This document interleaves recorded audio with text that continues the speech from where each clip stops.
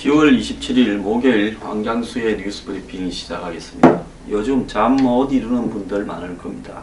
저도 요즘 며칠째 잠을 못 자고 있습니다. 어쩌다가 나라 꼴이 이렇게 되었나? 박근혜 정권이 왜 저렇게 되었나? 처음부터 출발이 잘못된 걸까? 저도 마음이 복잡합니다. 제가 망할 나라는 망해야 된다. 또 박 정권이 자기를 위해서 그렇게 옆에 사람들을 챙기는 척 하더니만 총대 맬 사람 없냐? 그래서 꼬리 자르기도 못하냐? 이렇게 들으신 분들이 계신 것 같은데요. 그것은 수습 능력에 대해서 이야기를 한 겁니다. 망할 나라는 망해야 된다라는 부분은요. 역설적으로 한번 들어보십시오. 망하지 않기 위해서는 우리가 무엇을 해야 되는가라는 부분에 대해서 강조하고자 합니다. 자, 제가 무슨 또 황 소장의 뭐 뉴스 브리핑이 이제 망년자실에서 없어지느냐? 천만의 말씀입니다. 제 뉴스 브리핑이 존재하는 이유가 박근혜 대통령이 없으면 이 나라의 보수는 없고 이 나라에 무슨 미래가 없는 겁니까? 오히려 부패가 있으면 철저하게 까발려서 밝히고 책임질 사람은 책임지고 새롭게 올바른 안보와 경제를 개혁할 수 있는 새로운 틀들을 만들어가서 내년 대선에서 그러한 세력들이 승리를 해야 된다. 오히려 맞을 매를 빨리 잘 맞았다라고 생각합니다. 지금 안 터지고 내년 대선 직전에 만약에 1년 뒤에 터졌으면 어떻게 되었겠습니까? 지금 탄핵이니 하야니 이야기하는 사람들이 많습니다. 어제 민주당의 의총에서는 한 의원이 올라와서 하야하는 데 대비해서 TF팀을 만들자라고 이야기했고, 또 한 의원은 탄핵에 다 힘을 모으자고도 이야기를 했습니다. 솔직히 뭐 하야를 하든 탄핵을 하든 그건 뭐 야당이 주장하는 부분이고요. 야당이 주장한다 해서 박근혜 대통령이 하야하거나 무슨 뭐 탄핵될 입장도 아니고요. 새누리당이 탄핵에 가담해서 같이 하지 않는 이상 탄핵은 불가능합니다. 언제도 거쳐야 되고요. 하야를 하라고 해서 박 대통령이 하야를 하겠습니까? 절대로 할 뿐이 아니니까 걱정은 안 해도 됩니다.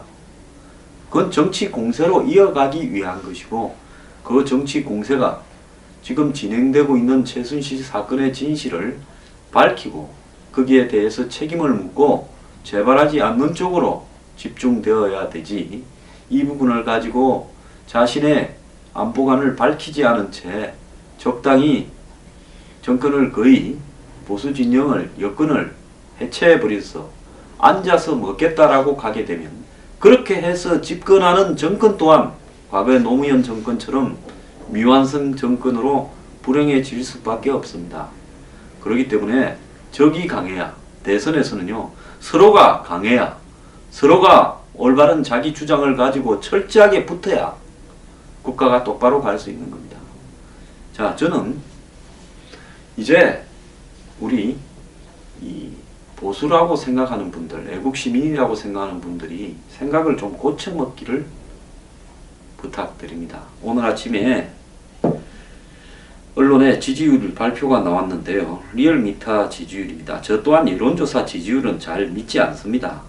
그냥 그것은 일종의 흘러가고 있는 방향에 대한 어떤 판단 기준이다, 이런 정도로만 보면 되는데요.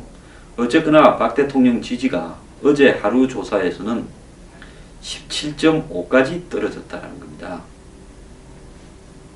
아마 더 떨어질 수도 있을 겁니다. 이 부분에 대해서 이제 미련을 버려야 됩니다. 보수가 박 대통령 혼자한테 달려있고, 박 대통령이 과연 보수, 참된 보수의 정체성에 맞게 국가를 운영해 왔느냐, 그런 문제들은 생각해 볼 여지가 있고요. 박 대통령 하나가 보수의 전부고, 그 다음에 박정희 대통령이 보수의 전부라고 생각하시는 분들은요, 그 박정희 대통령이 한국의 보수의 가치에 크게 헌신했고 또 국가를 위해서 잘한 점도 많지만은, 이제 21세기에는 그걸 넘어서는 새로운 보수의 가치를 세워야 되는 거고, 사람 하나의 모든 것을 매몰되는 것은 최순실 사태와 같은 일을 또다시 반복하는 일이 될 수 있다는 부분에 대해서 우리는 자각을 해야 됩니다. 그래서 아스팔트 보수, 구닥다리 보수 이런 분들께서요 하는 이야기들, 무슨 어제도 저보고 황장수 빨리 갈아탔네. 갈아타기는요, 저는 쉽게 움직이는 사람이 아닙니다. 저는 제가 가진 가치로 뼈를 묻지요. 기존에 그분들이 생각하는 가치와 제 가치가 다를 수가 있는 겁니다. 재벌 옹호하고 정경련이나 빨고 그리고 부패척결이나 사회 정의를 주장하면 불편하게 생각하면서 저보고 시장 자유주의자가 아니니 기니 그런 정도의 소리를 하는 사람들이라 그러면 제가 그들에서 이야기하지만, 그런데 딱 맞는 방송하는 데 많으니까 요 근처에 주변에 거기 가서 보십시오. 딱 하루 종일 그 방송만 듣고 있으면 허무탈 겁니다. 왜 저한테 와서 악담을 합니까? 자, 뭐 여론이 분노 폭발했다. 그래서 대통령 하야 탄핵이 42.3%다. 수습책에 대해서요. 청와대 내각 인적 쇄신이 21.5%다. 여당 탈당해라 17.8%다. 대국민 사과해라 10.6%다. 이렇습니다. 지금 여론이 이렇게 돌아가고 있는 게 사실입니다. 자, 여론이 이렇게 돌아가고 있으면 그걸 받아들여야 되지요. 지금 박 대통령의 4주차 10월 넷째 주 지지율은 21.2, 어제 하루 지지율은 17.5입니다. 앞으로 이제 시작입니다. 더 떨어져 갈 겁니다. 그리고 더 많은 일들이 터져 나올 겁니다. 원래 본물이 터진다라는 말이 있지 않습니까? 제가 고소해서 뭐 떠든다, 황장수가 신이 났네, 좀 웃기는 소리 하지 마십시오. 이런 말을 하는 저도 솔직히 저부터 엄청나게 자기 반성과 비판을 하고 있습니다. 세상이라는 것이 남의 객관적인 말도 좀 들어야 된다. 나도 한때 객관적이지 못했지 않나라는 생각도 하고 있습니다. 참담한 마음으로 나도 자기 반성을 하면서 이 방송을 하고 있습니다. 저도 제대로 된 보수정권 한번 세워보겠다고 10년의 세월을 보냈고요.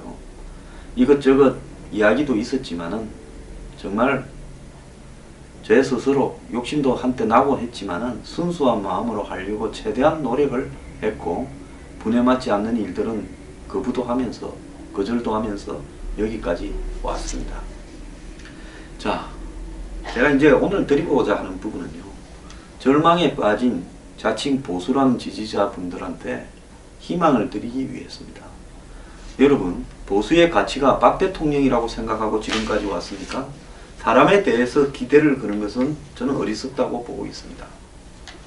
교회에 목사 때문에 다니고 절에 스님 때문에 다닙니까? 성당에 신부님 때문에 다닙니까? 그 종교가 가진 가치를 위해서 다니는 거죠. 그런데 한국의 보수의 가장 큰 문제점은 정말로 보수라는 올바른 가치를 왜곡시켜서 대중에게 전달하는 절이나 성당이나 교회나 신부나 스님이나 목사 같은 사람들이 많았다라는 겁니다.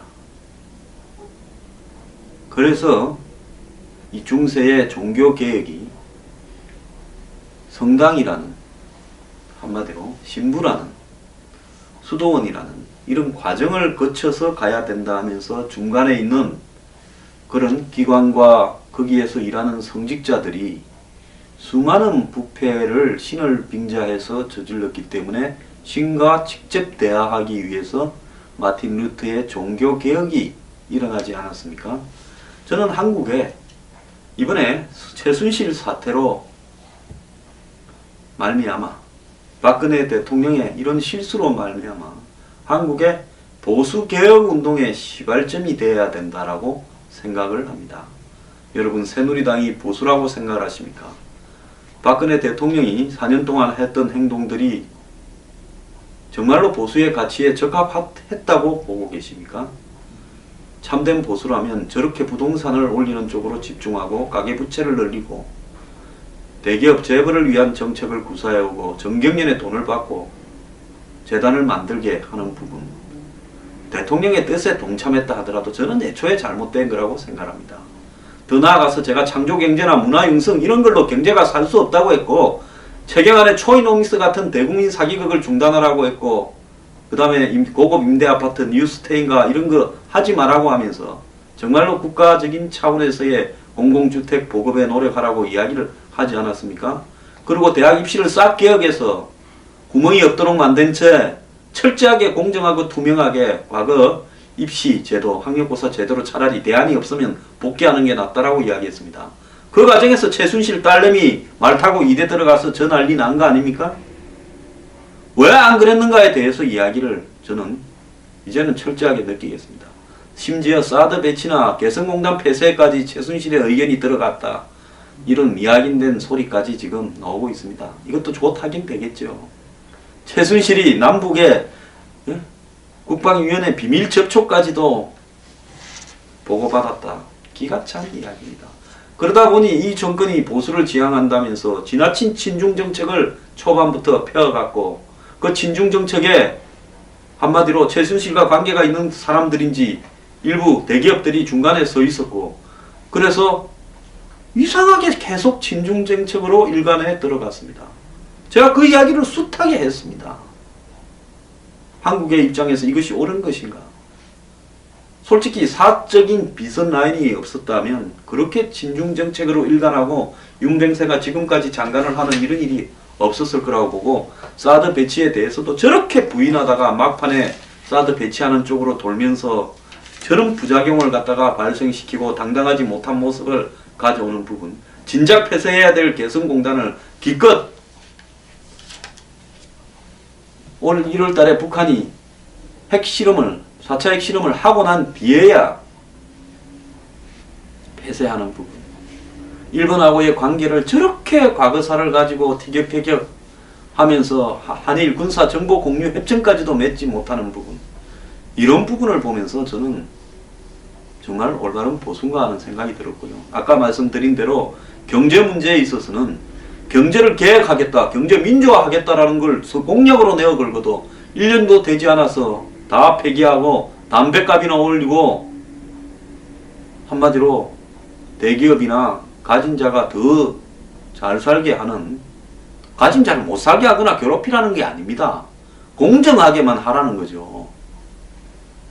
이런 정책을 지향하고 창조경제혁신센터를 만들어가지고 재벌들이 하나씩 맡아서 전국을 돌아다닐 때 저게 도대체 지금 경제가 뭐가 문제인데 신속하게 구조조정을 하고 좀비 기업들 정리하고 국가부채나 가계부채 정리하고 더 나아가서 국가적 차원의 일자리 창출이 가능한지 고민을 하고 대다수 일자리 창출의 권한인 중소기업의 경쟁력을 높이기 위해서 어떻게 해야 되는가, 중소기업과 대기업의 공정한 거래 구조를 갖추는 부분에 어떻게 해야 될 건가, 한국의 고용의 엄청난 부분을 차지하고 있는 비정규직이나 자영업자들이 어떻게 버틸 수 있도록 하고 정말 불공정하게 노는 저 기종 노조들 그리고 뒤에 연관되어 있는 야권 좌파들을 어떻게 제대로 바로 잡아갈 거냐, 국민연금과 공무원연금을 어떻게 개혁하고 그리고 의료보험 계획을 어떻게 할 것인가. 자, 한번 보십시오. 직장에 잘리면 의료보험을 더 내야 되는 나라가 한국 아닙니까? 이게 합당하다고 생각합니까? 왜 그런 개혁은 하지 못한 채 이 난리를 쳤습니까? 그렇기 때문에요, 지금까지의 이 정권은 제대로 된 보수를 할 수 있는 능력이 처음부터 없었던 겁니다. 그렇다면 이제 상식을 가진 국민들이 나서서 정말로 우리나라의 지금 그 두 가지 가장 큰 위기, 안보 위기와 경제 위기에서 안보는 철저하게 한마디로 종북과 친북, 더 나아가서 친중, 이런 부분에 영향력이 스며드는 부분들을 차단해야 됩니다. 저는 그런 가치에 대해서는 확고한 제 신념입니다. 어제 어떤 분이 저보고 황 소장 이제 문재인 진영으로 빨리 넘어가라. 그럴 일 없습니다. 문재인 대표가 안보에 있어서 확고하게 저와 비슷한 가치를 발표를 한다면 공개적으로 모를까, 그럴 일이 없다면 가능성이 제로입니다. 그러니까 그런 말씀은 하지 마시고요. 또 경제에 있어서 철저하게 이명박 박근혜 정부가 해온 사이비 보수적 기득권 지향적 재벌 정경련 지향적인 이런 경제를 뜯어 고쳐야 된다는 것이 제 생각입니다. 이제요, 변화는 막을 수 없는 상황입니다. 야당은 철저하게 파퓰리즘적인 경제 개혁을 들고 놓을 겁니다. 지나치게 파퓰리즘적으로 가서도 안 되고 대중영합적으로 가서도 안 되는, 정말 이 시대의 한국의 경제를 어떻게 고칠 것인가, 사회 곳곳에 썩어 있는 부조리들이나 부패들을 어떻게 타파해 나갈 것인가, 이 부분을 저는 오늘날 한국의 야권이 정의롭게 할 수 있는 관점을 갖추지 못하고 있다고 보고 있습니다. 자, 새누리당은 저는 어제 뒤늦게서 특검하는데 오늘 검찰이 조금 전에 최순실 특별수사본부를 발표했다는데, 제가 해결해 미네르바의 부엉이는 황혼에 난다. 옛날에 에로 영화 중에 뭡니까? 무슨 뭐는 황혼에 슬피 운다. 뭐 이런 에로 영화 제목도 있었죠. 뭐 뻐꾸기는 밤에도 운다 했고요. 새가 울어야 될 때 울어야 되는 겁니다. 그 타이밍이 지나고 난 뒤에 슬피 울어봤자 한마디로 전부 헛수고입니다. 자, 여러분, 이 철진한 새누리당, 철진한 검찰, 그리고 이번에 최순실이 한국의 정치에, 한국의 사회지도층에, 한국의 관료에 민낯을 낱낱이 드러냈습니다. 저는 야당에게 묻고자 합니다. 과거에 야당이 집권할 때, 저 또 보수 진영에게도 묻습니다. 과거에 또 다른 보수가 집권할 때, 이번처럼 호빠, 삐끼가 등장하지는 않았지만 지금보다 훨씬 더 깨끗한 공정한 정부를 했다고 할 수 있습니까? 저 아는 거 많은 사람 아닙니까? 솔직히 부패는 다 거기서 거기였습니다. 박 대통령 또한 자기 주변 정리를 가장 완벽하게 해왔다. 박 대통령이 지금까지 30% 지지를 유지했던 것도 적어도 자기나 자기 주변에서 부패 스캔들이 터지지 않았다는 건데, 최순실의 정의는 부패 스캔들입니다. 권력을 뭐 하려고 그렇게 향유하려고 했겠습니까? 이제 터져 나올 거예요. 좀 있으면 숱한 증거들이, 입이 털린 사람들이 막 이야기를 할 겁니다. 결국 박 정권도 부패에서 자유롭지 못했다. 그래서 박 대통령의 지지율은 이제는 다시는 회복되기 어려울 수 있다고 보고 있습니다. 지나간 일에 대해서 미련을 가질 필요 없습니다. 자, 박 대통령 없어서 보수가 죽고 없어집니까? 이제는요, 여러분이 알고 있는 가짜 보수를 이 시대에 맞는 시대적 가치와 국민의 요구에 부응하는 새로운 보수의 가치를 만드는 쪽으로 힘을 모으고요. 그 힘을 모아서 여러 가지 세력들이 결합을 해서 가치를 중심으로 모여서 그 가치를 내어 걸고 내년 대선에 이기면 됩니다. 반기문이 있어야 이기고요. 이것 자체가 틀린 겁니다. 문재인이 있으면 이기고 반기문이 있으면 이기고, 여야가 이런 생각을 하는 것이 기본적으로 잘못되었다는 겁니다. 미국 한번 보세요. 샌더스가 거의 힐러리를 떨어뜨릴 뻔했지만은 저 사람은 자기 한계가 이제 힐러리 편들고 연설하고 다니지 않습니까? 그렇게 해서는 안 되는 겁니다. 선거 때 했던 말로 보면요. 그렇기 때문에 샌더스 안 된 겁니다. 제가 트럼프를 지지하고 당선된다고 하는 이유는, 트럼프는 끝까지 자기 페이스로 가고 있습니다. 그 사람이 잡놈이든 아니든 저는 알 바 없습니다. 공화당 후보를 16명을 제끼고 됐고, 그리고 되고 나서 숱한 방해에도 불구하고 자기 갈 길을 가고 자기 할 말을 하고 있습니다. 한국의 보수에서도 그런 세력들이 가치를 가지고 국민들에게 감동을 받고, 그리고 그런 가치의 중심이 되어서 좋은 인물들이 나와서 기존에 허접한 반기문이고 누구고 다 제껴버리고 결국 내년 대선에서 승리를 할 수 있는 그런 기반을 만들어야 된다라는 겁니다. 기존의 새누리당, 반기문 우는 무슨 이원 집정부제 개헌, 이번에 박 대통령이 개헌 찬성하는 거 한번 보십시오. 저는 박 대통령이 개헌을 국회에서 월요일 날 이야기할 때 정말 이제는 영혼까지 파십니까? 라고 하고 싶었습니다. 적어도 박 대통령은 그렇게 말을 하면 안 되죠. 자, 여러분, 이제 그 험난한 길을 용기를 가지고 만들어 가야 될 때입니다. 같이 그런 길로 싸워 나가도록 합시다. 무슨 실망하고 절망을 합니까? 사람을 믿어서는 안 됩니다. 가치를 믿어야 되고요. 가치가 지금까지 없다면 새로운 가치를 만들어내야 됩니다. 최순실도 지 종교를 만들어낸 것 같은데요. 그렇게 애국 시민이라는 당신 이 애국 보수분들이 이 자신의 가치 하나 만들어낼 용기나 자신이 없습니까?